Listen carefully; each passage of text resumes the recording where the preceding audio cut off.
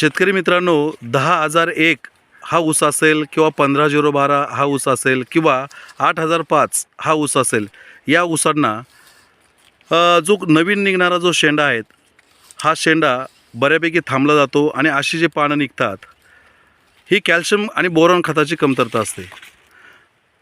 आपण जर ऊसामध्ये बघितलं तर ऊस खाली खूप चांगला आहे, परंतु शेंडा हा स्टॉप झालेला आहे. पानं हे पूर्ण असे पिलदार निघत आहेत. ही कॅल्शियम आणि बोरॉन खताची कमतरता आहेत.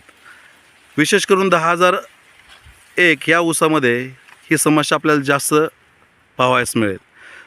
तर ही समस्या ऊसामध्ये येऊ नये यासाठी आपण जमिनीतून सेटअप की ज्याच्यामध्ये कॅल्शियम, मॅग्नेशियम, सल्फर ही खतं आहेत.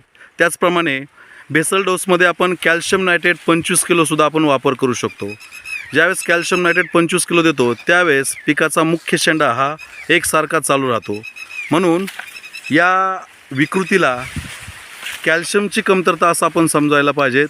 ही कोणती विकृती नाही तर ही अन्नद्रव्याची कमतरता आहे.